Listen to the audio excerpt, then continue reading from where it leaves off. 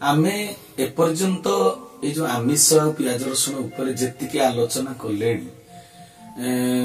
आमे कहारी उपरे गोटे क्षोभ प्रकाश करी बा का प्रति घृणा भाव रखी एक कथा कह जाउना बुझिल ना माने आमे पियाज रसुण आमिष खाऊ नाहंती संसार रे अनेक लोक खाउछंती तांको प्रति आम मन रे विद्वेष भाव अछि बोली एक कथाटा कह जाउ नाही ए कथाटा कह जाउछि कोन ईश्वरक संविधान रे किए कोटा खाइबो सेटा से स्थिर करी करी रखी छंदी मनुष्य भीतर जेते बेले खाद्य खाइबार व्यतिक्रम घटी छी जोगी मुनि ऋषि माने शास्त्र पुराण मानकर जो हित उपदेश जगत को देई छंदी ता भीतर कोन विज्ञानटा लुचि रही छी तो सेही कथाटा केवल उपस्थापन करा जाउछि जीव प्रति मनुष्य भीतर मनुष्य जेतु श्रेष्ठ जीव प्रति ता भीतर गोटे दया भाव रहिबा कथा सेहिते पई कहा जाउछि भाई जो जीव भीतर दया भाव रहिया कथा एटा लोक माने भाबिछन जे मनुष्य भीतर खाली दया भाव रखिबो एमिति कोन संभव कि ना एटा वास्तव कथा न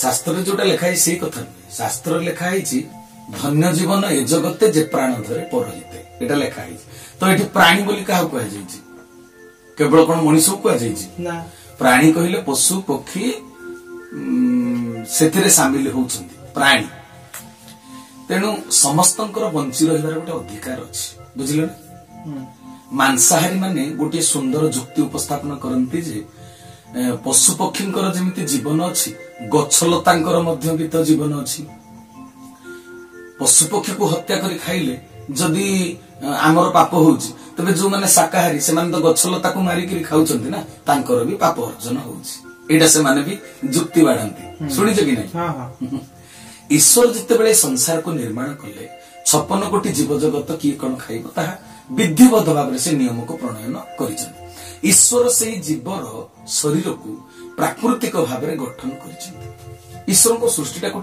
विचित्रता को लक्ष्य कर बाघ सिंहर रुचि केवल मांस रे हां कि नै मांस न खाली से बंची पारिबो कि ना बाघ सिंह को चिड़ियाखाना रे रखा जाईछि 2 दिन पर्यंत गोटे परीक्षा कर ताको मांस न देकी भात डाली तरकारी खटा दियो से खाइबो ना किंतु जेउ मनुष्य कहे मु आमिष न हेले भात ताली पाखरे बसे नाही किछ लोक कहउछन्ती ताकू गोटे घरे बंद करी रख मांस न देई भात डाली रोटी जहा किछ ता सामने रे रखी दियो से प्रथम कहे नाही म एगुडा को खाइबी नाही मु आमिष न हेले खाद्य पाखरे बसेनी कि छुए नाही न खाई करी केते घंटा रहि परिबो जदी माछ मांस न दिया जिवो पेट जळिले जंत्रणा सहयोग करी न पारी बाध्य होई से भात डाली तरकारी खाइबो कि नै खाइबो नै सृष्टि आरंभ रु मांसाहारी पशु मांस ही खाउथिले एबे भी मांस खाउछ तांको रुचि रे परिवर्तन होई कि ना गाई छेड़ी घोड़ा भली पशु मांस आहार करूचंती जी मांस खाइबो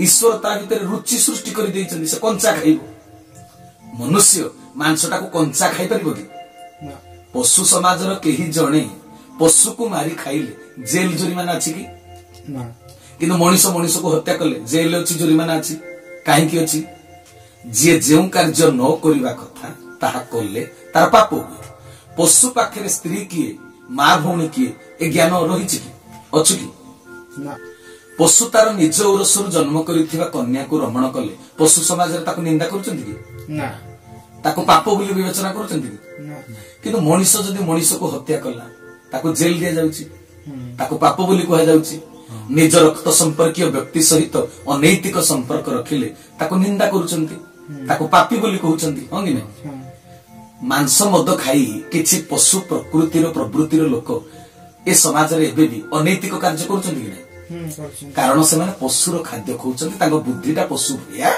हेइ जाईछि ईश्वरंकर संविधान रे स्थिर होईछि गच्छ लता वनस्पति रे जीवन थिले मध्य ताकू मनुष्य खाई पारिबो बुझि पाला ना ताकू सेति पई जेल जरिमाना नाही धान गच्छ को मनुष्य काटिले ताकू जेल नाही कि जरिमाना नाही ता भितरे भी नियम अछि केउ केउ उद्भिद को से व्यवहार करि पारिबो केउटा नुहे बुझि पाला ना बाईगण गच्छ रे जो फळ फळुची बाईगण ताकू मनुष्य खाइबो कन्यर फळ को खाइबो ना कन्यर फल को खाइबार विधान ताको दिया जाई नाही सेटा विषटा खाइले मरिबो मनुष्य यदि मनुष्य को हत्या करूछि जेल जाउछि केही केही फांसी दंड मध्य पाउचंती हां कि नै हां किंतु जने सैनिक युद्ध रे शत्रु पक्षर जेते सैनिक को मारि देले भी ताको जेल जुरिमाना अछि कि ବରଂ ତାକୁ ପୁରସ୍କାର ଦିଆଯାଉଛି ନା ସୈନିକକୁ। ଈଶ୍ୱରଙ୍କ ସମ୍ବିଧାନରେ ଆଇନ ପ୍ରଣୟନ ହେଇଛି ମଣିଷ ପାଇଁ କଣ କଣ ଖାଦ୍ୟ ସ୍ଥିରୀକୃତ, ସେଇ ଖାଦ୍ୟକୁ ଖାଇଲେ ତାର ପାପ ହେବ ନାହିଁ। ବୁଝିପାରିଲ? ଈଶ୍ୱରଙ୍କ ସୃଷ୍ଟିରେ ସେ ବିଧାନଟା ରହିଛି କାହାକୁ କେଉଁ କ୍ଷେତ୍ରରେ କେମିତି ବ୍ୟବହାର କରାଯିବ। ଗଛର ଜୀବନ ଅଛି, ସେ ମରିଗଲା ପରେ ଜାଳ ରୂପରେ ବ୍ୟବହାର ହଉଛି କି ନାହିଁ? ନଚେତ ପଲଙ୍କ, ଆଲେଣା, ଚୌକି, ଟେବୁଲ ସବୁ କରାଯାଉଛି ହେଲା। ବାଉଁଶ ଗଛ, ସବାଇ ଘାସ କାଗଜରେ ରୂପାନ୍ତରିତ ହଉଛି କି ନାହିଁ? ଯାହାକୁ ଉପଯୋଗ କରି ଶିକ୍ଷାର ପ୍ରସାର ହେବ, ଲେଖାପଢା ହେବ, ବହି ଛପା ହେବ ସେ କାଗଜରେ। ବାଉଁଶ ଗଛ ସେଇ କାମରେ ଲାଗିବା ପାଇଁ ପୁରା ଜନ୍ମ ହେଇଛି। ବାଉଁଶ ଗଛକୁ ହାଣିବା ବେଳେ ସେ ଚିତ୍କାର କରୁଛି କି? ଚିତ୍କାର କରୁନି ନା। ଆମେ ଯେତେବେଳେ କୋଶଳା ଶାଗକୁ ଉପାଡୁଛେ ଶାଗ ରୂପରେ ବ୍ୟବହାର କରିବା ପାଇଁ, ଈଶ୍ୱରଙ୍କ ସୃଷ୍ଟିରେ ତ ସେଟା ନିୟମ। ଆମେ କୋଶଳା ଶାଗକୁ ଖାଇବା, ଲେଉଟିଆ ଶାଗକୁ କାଟିକିରି ଖାଇବା। କାଟିଲା ବେଳେ ସେ ଚିତ୍କାର କରୁଛନ୍ତି କି? ତାଙ୍କ ଦେହରୁ ରକ୍ତ ଝରୁଛି କି? ପନିପରିବା ଗଛରୁ ପନିପରିବା ତୋଳିଲେ ସେ ଛାଟି ପିଟି ହଉଛି କି? ଚିତ୍କାର କରୁଛି କି? ତ୍ୟାଗପୂତ ଜୀବନ ସେ ଧାରଣ କରିଛି, ସୃଷ୍ଟିର ନିୟମ। ବୁଝିପାରିଲ? କିଛି ଲୋକ ତ୍ୟାଗ କରିବେ। ଈଶ୍ୱର ମଣିଷ ପାଇଁ ଯେଉଁ ଶସ୍ୟର ବୀଜ ଦେଇଛନ୍ତି, ନିୟମ ପାଳନ ପୂର୍ବକ ସେଇ ଶସ୍ୟକୁ ଖାଦ୍ୟ ରୂପରେ ମଣିଷ ଗ୍ରହଣ କରି ପାରିବ। ଅନ୍ୟ କେଉଁଥିରେ ତାର ଅଧିକାର ନାହିଁ। ଅଧିକୃତ ସ୍ୱୀକୃତ ବସ୍ତୁକୁ ବ୍ୟବହାର କଲେ କୌଣସି ପାପ ତାକୁ ଲାଗିବ ନାହିଁ। ଯାହା ପାଇଁ ଯାହା ସ୍ଥିର ହେଇଛି ସେ ଜୀବ ତାହା ହିଁ ଗ୍ରହଣ କରିପାରିବ। ଯିଏ ଯୁକ୍ତି କରୁଛି ଯେ ପଶୁପକ୍ଷୀ ଭିତରେ ଯେମିତି ଜୀବନ ଅଛି, ଗଛଲତାରେ ମଧ୍ୟ ସେମିତି ଜୀବନ ଅଛି, ସେପରି ଯୁକ୍ତି କାହିଁକି କରୁଛି କହିଲ? କଣ ପାଇଁ? ସେ ଯୁକ୍ତି କଣ କରୁଛି? ଗଛଲତା ପ୍ରତି ତା ହୃଦୟରେ ଦୟାଭାବ ଅଛି ବୋଲି। ଆମେ ଗଛଲତାକୁ କାଟିକିରି ଖାଇଲେ ତା ହୃଦୟରେ ଗୋଟେ ଦୟାଟା ବିଗଳିତ ହେଇଯାଉଛି। ଏଇଥିପାଇଁ ଗଛଲତା ପ୍ରତି ଦୟାଶୀଳ ହୋଇ ସେ ଯୁକ୍ତି ବାଢୁନି। ସେ ଯୁକ୍ତିଟା ବାଢୁଛି ମାଛ ମାଂସ ଖାଇବା ଉଚିତ ବୋଲି ପ୍ରମାଣିତ କରିବା ପାଇଁ, ଯେ ତମେ ମାନେ ଯେମିତି ଗଛଲତାକୁ ଖାଉଛ, ପନିପରିବା ଖାଉଛ, ଆମେ ସେମିତି ମାଛ ମାଂସକୁ ଖାଉଛୁ।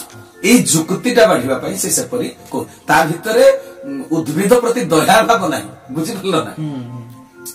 ମଣିଷ ଭିତରେ ଦୟା ଗୁଣ ହେଉଛି ଗୋଟେ ସମ୍ପତ୍ତି।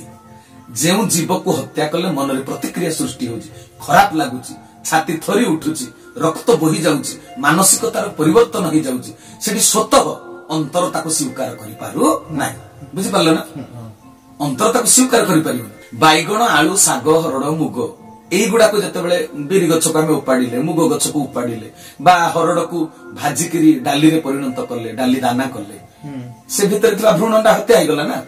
তেবে ছেড়ি কুকুড়াকু কাটিলা বেলকু হৃদয় ভিতরে যে ভাবনা সৃষ্টি হচ্ছে, বিরি গছকু উপাড়িলা বেলকু আমার মানসিকতার সেই ভাবনাটা উদ্রেক হচ্ছে কি? মুখ্য কথা হেলা মাଂସାହାର ସ୍ୱାସ୍ଥ୍ୟ ପକ୍ଷେ ହାନିକାରକ। ଏତିକି ବୁଝିଲା ପରେ ଜାଣିଲା ପରେ ତାକୁ ତ ତ୍ୟାଗ କରିଦେବା ଉଚିତ ନା, ଆଉ ଯୁକ୍ତି ବାଢିବ କାହିଁକି? ଭାରତୀୟ ସଂସ୍କୃତି ପୃଥିବୀରେ ଗୋଟେ ନିଆରା ସଂସ୍କୃତି, ସ୍ୱତନ୍ତ୍ର। ଆପଣ ଚିନ୍ତା କରନ୍ତୁ, ମଣିଷ ଜିହ୍ବା ଲାଳସାରେ ପଡି ଯେଉଁ ପଶୁର ମାଂସକୁ ଖାଉଛି, ସେ ପଶୁ ମାଂସ ଭୋଜି କି ନୁହେଁ? ଛେଳି ମାଂସ ଖାଉଛି? ସେମାନେ ହଉଛନ୍ତି ତୃଣଭୋଜୀ। ଛେଳି, ମେଣ୍ଢା, ହରିଣ, ଗାଈ, ମଇଁଷି ଏସବୁ ତୃଣଭୋଜୀ ପ୍ରାଣୀ। ମାଂସ ଖାଉଥିବା ପଶୁ ହେଉଛନ୍ତି ବାଘ, ସିଂହ, ଜଳଚର ଜୀବ, କୁମ୍ଭୀର। ବୁଝିପାରୁଛ ନା? ସେଇ ମାଂସ ଭୋଜି ପ୍ରାଣୀକୁ ମଣିଷ କାଟିକିରି ମାଂସ ତିଆରି କରି ଖାଉଛି କି? କୁମ୍ଭୀର ମାଂସ ମଣିଷ ଖାଉଛି? ବାଘ ମାଂସ ଖାଉଛି? ସିଂହ ମାଂସ ଖାଉଛି? ଆମ ଭାରତରେ କୌଣସି ମଣିଷ ବାଘ, ସିଂହ, କୁମ୍ଭୀର, କୁକୁରକୁ ମାଂସ ତିଆରି କରି ଖାଉନାହାନ୍ତି। ବାହାର ଦେଶରେ ସେଗୁଡାକ ଖାଉଛନ୍ତି। ଚାଇନାରେ, ଆଫ୍ରିକାରେ କୁକୁର, ବିଷଧର ସର୍ପ ଏଗୁଡାକୁ ବି ସେ ଖାଇଦିଅନ୍ତି। ସବୁ ଜୀବଜନ୍ତୁ ଭିତରେ ଗୋଟେ ଭିନ୍ନ ଭିନ୍ନ ଗୁଣ, ପ୍ରକୃତି ପ୍ରବୃତ୍ତିର ସଂସ୍କାର ରହିଛି। ପଶୁକୁ ଖାଇଲେ ସେ ପଶୁର ପ୍ରକୃତି ପ୍ରବୃତ୍ତିର ସଂସ୍କାର ମଣିଷ ଭିତରେ କାର୍ଯ୍ୟକାରୀ ହୁଏ। ବୁଝିପାରୁଛ ନା? ବିଦେଶୀ ଡାକ୍ତର ହେଗ୍ ପରୀକ୍ଷା କରି କହିଛନ୍ତି ପରା, ପଶୁ ଭିତରେ ଯେଉଁ ପ୍ରଚୁର ପରିମାଣର ୟୁରିକ ଏସିଡ ଥାଏ, ମନୁଷ୍ୟ ତା ମାଂସ ଖାଇବା ଫଳରେ କଣ ହୁଏ ନା, ମନୁଷ୍ୟ ଶରୀରରେ ଭୟଙ୍କର ରୋଗରେ ସେ ପୀଡିତ ହୁଏ, ସେ ୟୁରିକ ଏସିଡ ଦ୍ୱାରା। ମନୁଷ୍ୟ ଶରୀର ଭିତରେ ସ୍ୱତଃ ଯୋଉ ଏକ ପ୍ରକାର ଅମ୍ଳଟା ତିଆରି ହୁଏ, ଏସିଡଟା, ତାହା ଶରୀରର ହିତ ସାଧନ କରେ। ମୁଁ ଯେତେବେଳେ ବାତ, ପିତ୍ତ, କଫ ସମ୍ପର୍କରେ ଭବିଷ୍ୟତରେ ଆଲୋଚନା କରିବି, ସେଇ କଥାଟା ସେତେବେଳେ ବିଶଦ ଭାବରେ କହିବି। ଏବେ କହୁନି। ମନୁଷ୍ୟ ଶରୀରର ଅମ୍ଳ କେତେକାଂଶରେ ହିତ କରିଥାଏ, ପଶୁ ଶରୀରର ଅମ୍ଳ ଭୟଙ୍କର ବିଷ। ମଣିଷ ରକ୍ତରେ ମିଶିଲେ ଗଣ୍ଠି ବାତର ଯୋଉ ଗଣ୍ଠି ରୋଗଟା, ଶ୍ୱାସ ରୋଗ, ଯକୃତରେ ବିକୃତି ଆସିବା, ଯକ୍ଷ୍ମା ରୋଗ ହବା, ରକ୍ତହୀନତା ଯୋଉଟା, ଦେହରେ ବ୍ଲଡ ମାନେ ଭାନିସି ହେଇଯିବା, ଉବେଇ ଯିବା, ଏଗୁଡାକ ସେଇ କାରଣରୁ ହୁଏ। हिस्ट्रिया अजीर्ण दोष मेलेरिया निमोनिया एगुड़ाक रोग मध्य से मांसाहार होता है। गंठी बातर मूल कारण तो हूँ मांसाहार। रूस रो प्रसिद्ध शरीर विज्ञानी डाक्टर मेचनिकफ से कहते दही आउ महू देह को संपूर्ण सुस्थ रखे। गंठी रे जमी यूरिक एसिड को दही आउ महू बाहर कर दियंती, बाहर को फोपाड़ी दियंती। यूरिक एसिड रो मात्रा कमे दियंती, ब्लड सर्कुलेशन रे व्याघात सृष्टि करे कि यूरिक एसिड। पृथ्वी प्रसिद्ध विशेषज्ञ डाक्टर बेल से कही नांती कहले केवल इंग्लैंड रे प्रति वर्ष 30,000 व्यक्ति भगंधर रोग रे मरि जांती। मांस आहार जो मलटा कठिन हो जाए, मल द्वार मांसपेशी मल त्याग पर अधिक शक्ति प्रयोग करने से पड़े, से तो भगंधर रोगटा सृष्टि हुए। आउ गोटे विशेष कथा हूँ जड़े मनीष आउ जड़े मनीष को हत्या कर जो निष्ठुरता ता भीतर जात होउची तार मूल कारण कौन कहल? एबे संसार रे किए सिना छेली की मारी खाउची कि गो माता हेले मध्य किछि लोक आम संस्कृति विरोधी बेईमान लोक अछंदी गाय की मध्य गोपन रे चालान कर दउछंदी, हां कि नहीं? सेगुडा को मारी के खाउछंदी। तो मांस गाय महिषी बा छेली कुकुड़ा एमान को काटिबाटा गोटे अलगा कथा, से माने काटी दउछंदी तांको भीतर से भावनाटा सेमिति किछि दया भावटा आसु नै। किंतु मनीष मनीष को मर्डर कर दउछि, ए कथा देखुछ कि नहीं? जो मनीष मनीष को मर्डर कर दउछि ता भीतर निष्ठुरताटा कोठ आसिला? मांस खाइबार हिंस प्रवृत्ति मनीष भीतर सृष्टि होछि, बुझि परला? मनीषटा हिंसु कहि जाउछि। चीन आफ्रिका आदि देश रे कहउतली मूषा साप झिटिपिटी बेंग झिंटिका सब कीट पतंग आदि खाई जाउछंती। अन्य जीव जंतु को वंशधर धीरे धीरे पृथ्वी पृष्ठरू लोप पाई आसुछंती कि नहीं? धीरे धीरे राजहंस को देखुछ, वज्र कावत को देखुछ, जोड़ा वज्र कपत कह जाए, सेगुड़ा प्राय आम तो सागुणा विशेष भाव में देखा पाऊँ। आग जो गाँ गली गोटे गाईटे मरिकी गोटे मड़टे पड़ी सागुणा माने से बिल प्रांतर रे पूरा बहुत शह शह आसिक बसुले, एबे सागुणा भी देखा मिलूना। तेणु कौन हूँ धीरे धीरे 56 कोटी जीव जगत जो हिसाब करा जाइथिला परिवेशविद माने से गुड़ाक हिसाब करथिले बा हम शास्त्र लेखा हिच अरक्षित दास महिमंडल गीतार देखिए लिखिछन। तो 14 चौकु 56 प्रकार जीव जगत भीतर से गुड़े गुड़े जीव एबे लोप पाई जाउथंदी कि नहीं? मांस खाउथिबा पशु प्रवृत्तिर राक्षस प्रवृत्तिर मनीष एबे टंका सोना संपत्ति पाई पदवी पाई मनीष को हत्या कर दउची। देखिबो समय आसीबो पशु पक्षी की न पाइले मांस खाइबा पाई शेष रे मनीष को से मारिकरी खाइबो। एबे धन संपत्ति पाई मनीष को मर्डर कर दउची, सेतेबेले मांस खाइबा पाई मनीष को से मर्डर कर दउ। देखिबो प्रवृत्तिटा भितरे लुचिकरी अछि ना, मांस खाइबार प्रवृत्तिटा। जौन पिपासु मनीष नियंत्रण हरेकरी संयमता हरे गुड़ाई नारकीय कांड करूनांती। देखु ना नाबालिका गणधर्षण, छोट छुआटे कहते शिशु मन मन नुहे देवतार घर, छोटिया छुआटा ताकू देखिकरी एमानक भावनाटा केमिति हाउनी गोटे दया भाव जे गोटे छोटिया छुआटा से बोली राक्षस प्रवृत्तिटा तांको भितर होछि ना। नाबालिका गणधर्षण, बाप झील शशुर बोहू शाशु ज्वाई भाई भौणी माउसी पुओ पीउसी पुओ आदि मध्य असंगति कार्य आपण माने गणमाध्यम देखुछन्ति कि नहीं खबर? यह मूल कारण कौन हो? या मूल कारण कौन अछि? मांसाहार, आउ किछि मांस को आहार करिबारु एभଳି घटनाटा घटुछि। कारण मनुष्यर सेटा खाद्य नुहे, सेटा राक्षसर खाद्य पशुर खाद्य। सेटा जेतबे ता भितरे आमे अखाद्यटा को प्रवेश करूछनी, अखाद्यर गुणटा असंयमता अनैतिकता अवैध संपर्क बुझी पारुछ ना कथा।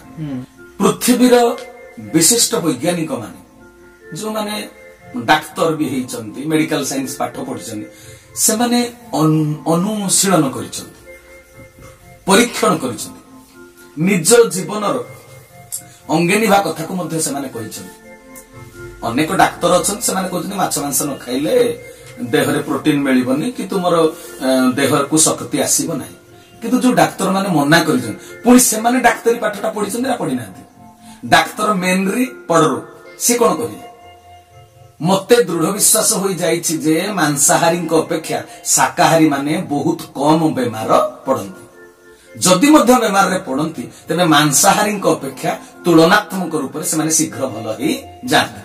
एक कथा से घोषणा करिसंती। से तो बहुत बड़ डाक्तर पर्क्स निज व्यक्तिगत अनुभव से लिखिचंती। ତାଙ୍କ ବହିରେ କହିଲେ ମାଂସାହାର କାରଣରୁ ମୋର ମୁଣ୍ଡ ବ୍ୟଥା ମାନସିକ କ୍ଳାନ୍ତି ଆଉ ଗଣ୍ଠି ଯନ୍ତ୍ରଣାରେ ମୁଁ ଗ୍ରସ୍ତ ଥିଲି ଯେତେବେଳେ ମାଂସାହାରକୁ ଛାଡ଼ିଦେଲି ଆରୋଗ୍ୟ ହୋଇଗଲି ସେ ତାଙ୍କ ନିଜ ଅଙ୍ଗେ ନିବା କଥା କହିଛନ୍ତି ଡାକ୍ତର ବ୍ରାଉନ ସେ କହିଲେ କଲିଜା ବୃକକ ରୋଗାକ୍ରାନ୍ତ ହେବା ଆଉ ସେଗୁଡାକ କ୍ଷୟ ହେବା କ୍ୟାନ୍ସର ବା ଗଣ୍ଠି ବାତ ଆଦି ରୋଗ ଯୋଉଟା ହେବା ସେଟା ଅଧିକତଃ ମାଂସାହାର ତାର ପ୍ରଧାନ କାରଣ ଏଇଟା ମୁଁ ଜୀବନ କାଳ ଭିତରେ ବୁଝିଲି ମନେ ଡାକ୍ତର ରସେଲ ସେ ଗୋଟେ ପୁସ୍ତକ ଲେଖିଛନ୍ତି ସାର୍ବଭୌମ ଭୋଜନ ସେଥିରେ ସେ କଣ ଲେଖିଛନ୍ତି ଭଲକିରି ଆପଣ ଦେଖନ୍ତୁ ନା ଏଗୁଡାକ ଆଜିକାଲି ଆଉ ଦେଖିବାର କୌଣସି ଅସୁବିଧା ଅଛି କି ନେଟ୍ ସର୍ଚ୍ଚ କଲେ ସବୁ କଥା ଆପଣ ମାନେ ଦେଖିପାରିବେ କେହି କାହାକୁ ଠକି ଦେଇପାରିବ କି ମନ ଗଡା କଥା କହି ଦେଇପାରିବ ସେ କହିଲେ ଡାକ୍ତର ରସେଲ ଯୋଉ ସେମାନେ ସେ କହୁଛନ୍ତି କହିଲେ ଯେଉଁଠାରେ ମାଂସାହାର ଯେତେ କମ୍ ଦେଖିବ ସେଇ ଜାଗାରେ ସେଇ ଅଞ୍ଚଳରେ କ୍ୟାନ୍ସର ରୋଗୀ ସେତେ କମ୍ ଡାକ୍ତର ଲକଷ୍ଟ ସିଏ ମଧ୍ୟ କହିଛନ୍ତି ଏପେଣ୍ଡିସାଇଟିକ୍ସ ରୋଗ ମୁଖ୍ୟତଃ ମାଂସାହାର କାରଣରୁ ହେଉଛି ଡାକ୍ତର ଏଚ ଚିଟିଥନ ତାଙ୍କ ପୁସ୍ତକ ଫିଜିଓଲୋଜିକାଲ ଇକୋନୋମି ସେଥିରେ ସେ ଲେଖିଛନ୍ତି କହିଲେ ମାଂସାହାରୀର ପକ୍ଷରେ ଏହି ଦଲିଲ ବୃଥା ଯେ ତହିଁରୁ ଆମେ ପ୍ରୋଟିନ ପ୍ରାପ୍ତ ହେବା କାରଣରୁ ବଳ ବଢିଥାଏ ଆମକୁ ଯେତେ ପ୍ରୋଟିନ ଆବଶ୍ୟକ ଶାକାହାରରୁ ତାହା ସୁରୁଖୁରୁରେ ମିଳିଥାଏ ମାଂସ ଦ୍ୱାରା ଯେଉଁ ଅନାବଶ୍ୟକ ପ୍ରୋଟିନ ପ୍ରାପ୍ତ ହୁଏ ତାହା ଅତ୍ୟନ୍ତ ହାନିକାରକ ହୋଇଥାଏ ବୁଝିପାରିଲ ନା କଥାଟା ଶାକାହାରରୁ ପ୍ରୋଟିନ ମିଳେ ମାଂସାହାରରୁ ମଧ୍ୟ ପ୍ରୋଟିନ ମିଳେ କିନ୍ତୁ ମାଂସାହାରରୁ ଯୋଉ ପ୍ରୋଟିନଟା ମିଳୁଛି ସେଟା ଦେହର ହିତ କରେ ନାହିଁ ବରଂ ଅହିତ କରେ କିନ୍ତୁ ଶାକାହାରରୁ ଯୋଉ ପ୍ରୋଟିନଟା ମିଳୁଛି ସେଟା ଦେହର ହିତ ସାଧନ କରେ ଆଚ୍ଛା ସିଏ ପୁଣି ଜଣେ ଡକ୍ଟର କି ନାହିଁ ଯେଉଁଥିରେ ରକ୍ତର ବିକାର ଆଣ୍ଠୁଗଣ୍ଠି ବାତ ଏପରିକି କ୍ୟାନ୍ସର ରୋଗର କାରଣ ହଉଛି ମାଂସାହାର ବୋଲି ସେ ଦୃଢ କଣ୍ଠରେ ଘୋଷଣା କରିଛନ୍ତି ଶାରୀରିକ ମାନସିକ ରୋଗର କାରଣ ହଉଛି ମଧ୍ୟ ମାଂସାହାର ମାନେ ମନର ସନ୍ତୁଳନତାଟା ଯୋଉଟା ବାଲାନ୍ସଟା ହରେଇ ଦିଏ ଗୋଟେ ଉତ୍ତେଜନା ସୃଷ୍ଟି ହୁଏ ନା ଉତ୍ତେଜନା ପ୍ରବଣ ମଣିଷ କଣ କରେ ଅହଙ୍କାରୀ ହେଇଯାଏ ତା ଭିତରେ ଗର୍ବ ସୃଷ୍ଟି ହୁଏ ସେ କାହାରି କଥାକୁ ମାନେନି ସେ ମାନିବା ଲୋକ ନୁହନ୍ତି ଯୋଉମାନେ ମାଂସାହାର କରିବେ କାଁ ଭାଁ ଲୋକ ଅଛନ୍ତି ଯୋଉମାନଙ୍କର ପୂର୍ବର ସଂସ୍କାରଟା ମାନେ ବ୍ୟାଙ୍କରେ ସେଭିଂଟା ଉଦାରତା ଗୁଣଟା ଅଧିକ ମାତ୍ରାରେ ଅଛି ସେମାନେ ହୁଏତ ମାଂସ ଖାଇକିରି ମଧ୍ୟ କ୍ୱଚିତ ଲୋକ ସଂସାର ଦେଖିବ କିନ୍ତୁ ଅଧିକାଂଶ ଲୋକ ଦେଖିବ ଯୋଉମାନେ ମାଂସାହାର କରନ୍ତି ସେମାନେ ଅସହିଷ୍ଣୁ କୌଣସି କଥାଟାକୁ ସହି ପାରନ୍ତି ନାହିଁ ସେଟା ଜଣେ ଜଣେ ଦାର୍ଶନିକ କିଏ କହିନଥିଲେ କି କହିଲେ କିଛି ଘରେ ଗାଈ 100 କି 150 ଖଣ୍ଡେ ଗାଈ ଗୋଟେ ବିରାଟ ଘର ଭିତରେ ପୁରେଇ ଦବ ସେଥିରେ ତାକୁ ଘାସ ଆଉ ନଡା ଗାଈର ଯୋଉ ଖାଦ୍ୟ ସେ ରଖିଦବ ଦେଖିବ ସେମାନେ ଭାଗ ବାଣ୍ଟିକିରି ଖାଇବେ କାହାକୁ ନ ମିଳିଲେ ବି କିଛି ନାହିଁ ସେ କିଛି ଚିତ୍କାର କରିବ ନାହିଁ କିନ୍ତୁ କୁକୁର 100ଟାକୁ ପୁରେଇ ଦିଅ ଗୋଟେ ଘର ଭିତରେ ଆଉ ସେଠି ମାଛ ମାଂସ କିଛି ଦେଇଦିଅ ସେମାନେ ଯେତେବେଳେ ଖାଇ ସାରିବେ ଲଢିବେ ଖାଇ ସାରିବା ସେ ତ ଖାଇ ସାରି ପାରିବେନି ଆଉ ଖାଇଲା ଭିତରେ ବି ଲଢିବେ ଖାଇବା ଭିତରେ ତାକୁ ସୁରୁଖୁରୁରେ ଭାଗ ବାଣ୍ଟିକିରି ସେ ଖାଇପାରିବେ ନାହିଁ ଦେଲା ମାତ୍ରେ ସିଏ ଖାଲି ଭୋ ଭା ଚିତ୍କାର କରିବେ ଆମ ସଂସାରରେ ଆଜି ସେଇଭଳି ଲୋକ ନାହାନ୍ତି କି କୁକୁର ଯେତେବେଳେ ବାହାଘରର ଭୋଜି ଭାତର ଇଣ୍ଠା ପତ୍ରଟା ପଡିଛି ସେ ଯେତେବେଳେ ଖାଉଛନ୍ତି ଭୋ ଭୋଇକି ଛଡା ଛଡିକି ଖାଉଛନ୍ତି କୁକୁର ଭିତରେ ଜ୍ଞାନ ଅଛି କି ନାହିଁ ମୁଁ ନ ଖାଇଲେ ନାହିଁ ମୋ ମାଟା ପେଟେ ଖାଉ କୁକୁରର ମା ଅଛି କି ନାହିଁ ଅଛି କୁକୁରର ଝିଅ ପୁଅ ଅଛନ୍ତି କି ନାହିଁ ଅଛି ତାଙ୍କ ଭିତରେ ସେ ଧାରଣା ରହେ ମୁଁ ନ ଖାଇଲେ ନାହିଁ ମୋ ଝିଅଟା କି ପୁଅଟା ପେଟେ ଖାଇଦବ ବୋଲି ନା ରହେ ନାହିଁ କାହିଁକି ରହେ ନାହିଁ ସେଟା ପାଶବିକ ପ୍ରକୃତି ସେ ପଶୁଟା ମାଂସାହାର ଯିଏ କରିବ ତା ଭିତରେ ଦୟା କ୍ଷମା ସତ୍ୟ ଶାନ୍ତି ସହିଷ୍ଣୁତା ସହନଶୀଳତା ଏଟା ରହିବନି ଦୟା ଭାବଟା ତା ଭିତରେ ଆସିବନି ବୁଝିପାରୁଛ ନା ତେଣୁ ମାଛ ମାଂସ ଖାଉଥିବା ଲୋକମାନଙ୍କ ଦ୍ୱାରା ବର୍ତ୍ତମାନ ସୃଷ୍ଟିଟା ବିଶୃଙ୍ଖଳିତ ହେଇଯାଇଛି ନା ଏ ଦେଶ ଦେଶ ଭିତରେ ଯୋଉ ଯୁଦ୍ଧ କାହିଁକି ଶାସ୍ତ୍ର କହିଲେ ବସୁଧୈବ କୁଟୁମ୍ବକ ଯୁଦ୍ଧଟା କାହିଁକି ହଉଛି ଖାଦ୍ୟ ପାନୀୟ ପାଇଁ ନା ତାଙ୍କ ଅନ୍ତର ଭିତରେ ଅନ୍ନ ତିଆରି କରେ ମନ ଅନ୍ନ ତିଆରି କରେ ବର୍ଣ୍ଣ ଶାସ୍ତ୍ର କହିଛନ୍ତି ଆଜି ଆମ ଭାରତ ବର୍ଷରେ ଭାଇ ଭାଇ ଭିତରେ ଭିନ୍ନ ଘର କାହିଁକି ରାମ ଲକ୍ଷ୍ମଣ ଭରତ ଶତ୍ରୁଘ୍ନ ସେମାନଙ୍କୁ ରାଜସିଂହାସନ ଯଚା ଗଲା ସେ ନେଲେ ନାହିଁ ବୁଝିପାରୁଛ ନା ଚାରି ଭାଇ ଯାକ ରାମ ବନବାସ ଗଲେ ଲକ୍ଷ୍ମଣ ତାଙ୍କ ପଛେ ପଛେ ଗଲେ ମାମୁଁ ଘରୁ ଫେରିଲା ପରେ ଭରତ ଭଳିଆ ଭାଇ ଭାଇଙ୍କୁ ଫେରେଇ ଆଣିବାକୁ ଚିତ୍ରକୂଟ ପର୍ବତ ଗଲେ ଏ ଯୋଉ ଭାତୃତ୍ୱର ପରମ ପରାକାଷ୍ଠା ନିଦର୍ଶନ ଆମ ସଂସ୍କୃତିରେ ଦେଖେଇ ଦିଆଯାଇଛି ତେବେ ହେଟା ଆଜି ଖଣ୍ଡନ ହେଇଛି କାହିଁକି କାହିଁକି ଭାତୃତ୍ୱ ରହିନାହିଁ ଖାଦ୍ୟ ପାନୀୟ ପାଇଁ ନା ଭାଇ ଭାଇ ଭିତରେ ଭିନ୍ନ ଘର ଆମ ରାମାୟଣର ସଂସ୍କୃତିରେ ଆଜି କାର୍ଯ୍ୟକାରୀ ହେଲା କି ରାମାୟଣର ଶିକ୍ଷାଟା କେବଳ ଖାଦ୍ୟ ପାନୀୟ। ବୁଝିପାରିଲ ନା କଥା? ତେଣୁ ପୃଥିବୀର ଅନେକ ଦାର୍ଶନିକ ଅନେକ ଡକ୍ଟର, ଆମ ଭାରତର ଜଣେ ଡକ୍ଟର ବିଶ୍ୱରୂପ ଚୌଧୁରୀ ଜାଣିଛ ନା, ସେ ଆମ ସଂସ୍କୃତି ପାଇଁ ବହୁତ ଲଢେଇ କରୁଛନ୍ତି। ଆୟୁର୍ବେଦିକ ଶାସ୍ତ୍ର ଉପରେ ସିଏ ତାଙ୍କର ରାଜୀବ ଦୀକ୍ଷିତଙ୍କର ଆଦର୍ଶ ଉପରେ ତାଙ୍କ କଥା ଗୁଡାକ ସବୁ ଆମେ ରାଜୀବ ଦୀକ୍ଷିତଙ୍କର ଆଗରୁ ବହୁତ ଭିଡିଓ ଦେଖିଥିଲେ। ଆମ ସଂସ୍କୃତି ପାଇଁ ସେ ବହୁ, କିନ୍ତୁ ବର୍ତ୍ତମାନ ତ ସ୍ୱାର୍ଥପର ସଂସାର ହେଇଯାଇଛି ନା, ଏ ସ୍ୱାର୍ଥପର ସଂସାରରେ ଭଲ ଲୋକର ବଞ୍ଚିବାର ଅଧିକାର ନାହିଁ। ତେଣୁ ସେମାନେ ଯେତେବେଳେ ବାସ୍ତବ ସତ୍ୟଟା କହୁଛନ୍ତି ମଣିଷର ଖାଦ୍ୟ କୋଉଟା, ସତ୍ୟବାଦୀ ମଣିଷ କମ ହେଲା ବେଳକୁ ଅସତ୍ୟବାଦୀ ମଣିଷ ଅଧିକ। ତେଣୁ ମେଜୋରିଟି ମଷ୍ଟ ବି ଗ୍ରାଣ୍ଟେଡ ଆଉ କଣ। ତେଣୁ ମାଛ ମାଂସଟା ବର୍ତ୍ତମାନ ଗୋଟେ ସାର୍ବଜନୀନ ଖାଦ୍ୟ ହେଇଯାଇଛି ଆଉ। ତେଣୁ ଆମେ ଯେତେ କଥା କହିଲେ ବି ସେଟାକୁ ସମସ୍ତେ ଶୁଣିବେ ନାହିଁ, କିନ୍ତୁ ନ ଶୁଣିଲେ ବି ଆମେ କହିବା କି ନାହିଁ, କହିବା ନା, ଆମ ଗୁରୁଙ୍କର ଆଦର୍ଶଟାକୁ ରକ୍ଷା କରିବେ, ହଁ କି ନା? ଆଜ୍ଞା। ଏବେ ଯୌନ ଜୀବନ ବାଧାପ୍ରାପ୍ତ ହେଇଛି। ମଣିଷଟେ ବିବାହ କରେ, କଣ ପାଇଁ ବିବାହ କରେ? ତାର ଗୋଟେ ନିର୍ଦ୍ଦିଷ୍ଟ ଆବଶ୍ୟକତା ରହିଛି। ତେବେ ସମସ୍ତେ ସୃଷ୍ଟିକୁ ଯୋଉ ପୁରୁଷଟିଏ ଜନ୍ମ ହେଇଛି ତା ପାଇଁ ସ୍ତ୍ରୀଟିଏ ଜନ୍ମ ହେଇଛି କି ନାହିଁ, ଝିଅଟିଏ ଜନ୍ମ ହେଇଛି। ସମୟ ଆସିଲେ ତା ସହିତ ତାର ସମ୍ପର୍କ ରକ୍ଷା ହେବ, ସେ ବିବାହ କରିବ। କିନ୍ତୁ ବିବାହ ପୂର୍ବରୁ ବିବାହ ପରେ ବି କିଛି ଲୋକ ଅନୈତିକ କାର୍ଯ୍ୟ କରୁଛନ୍ତି ନା, ଯୋଉ ଯୌନାଚାରଟା ବିଧିସଙ୍ଗତ ହେଇପାରୁ ନାହିଁ, ଅବିଧିଯୁକ୍ତ ହେଇଯାଉଛି। କାହିଁକି ହଉଛି କି? ଏଇ କେବଳ ଅଖାଦ୍ୟ ଖାଇବା।